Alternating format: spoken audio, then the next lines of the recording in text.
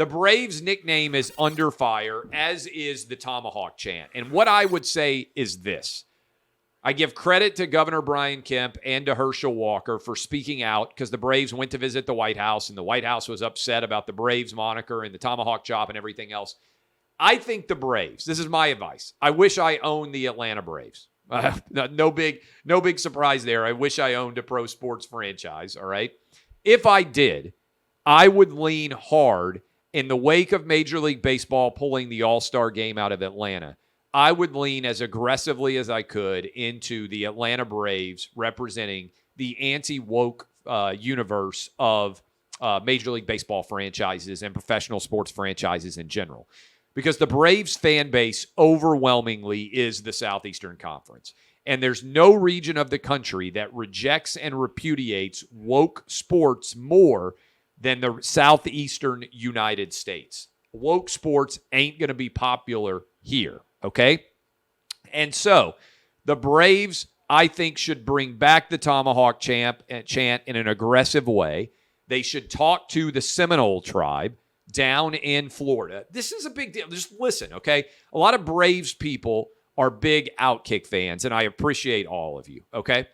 I sometimes am troubled because solutions seem quite simple, and then people don't follow them, all right? So the etymology of the Tomahawk chant is that it basically became popular right around the time that Deion Sanders began to play for the Atlanta Braves. All right, I'm going to talk about Deion here in a moment.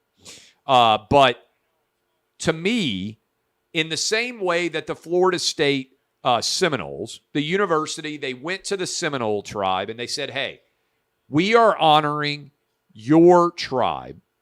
They are so indefatigable, and I didn't pronounce that word, but undefeated, all right?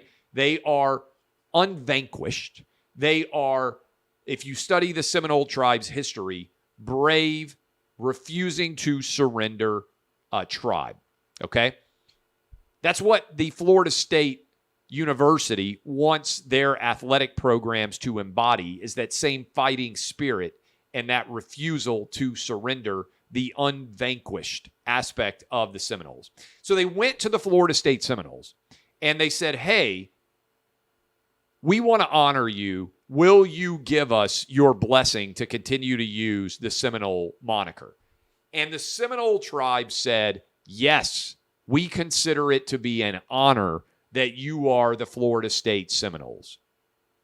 Why don't the Atlanta Braves go to the same tribe and say to them, look, the reason we do the tomahawk chop is to a large degree connected to Deion Sanders, who played at Florida State and then became an Atlanta Brave and an Atlanta Falcon.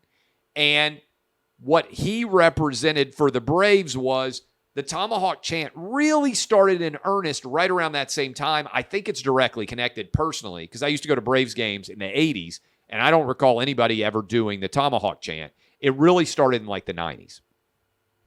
Get the Seminole tribe to sign off on the idea of the tomahawk chop and bring it back in earnest. It's one of the coolest trends in sports when they start that drum and everybody starts doing the tomahawk chop and they sell the foam tomahawks and everything else. It is an emblem of honor that they are using there as the Atlanta Braves moniker. So get the Seminoles to sign off on this and use it to bring back the tomahawk chop and tie it all into Deion Sanders. That seems like a perfect solution for this situation when inevitably left-wing losers like Joe Biden and KJP and everybody inside of that White House has an issue with the Braves moniker and with the tomahawk.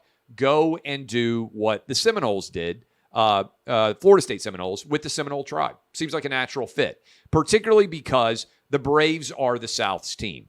And then you continue as the anti-woke franchise. And this, to me, would rally even more of the Braves fan base around this idea. So, Joe Biden's an idiot.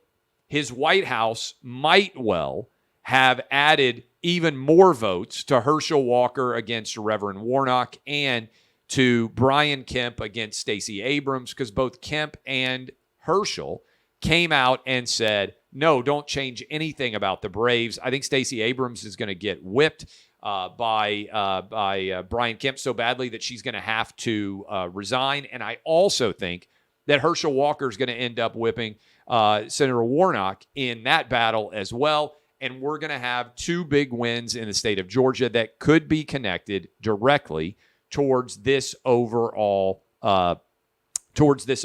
scenario, right? Where the Braves being demanded that they change their name, which is default the position of the Democrat Party, whether Abrams and Warnock believe in it or not.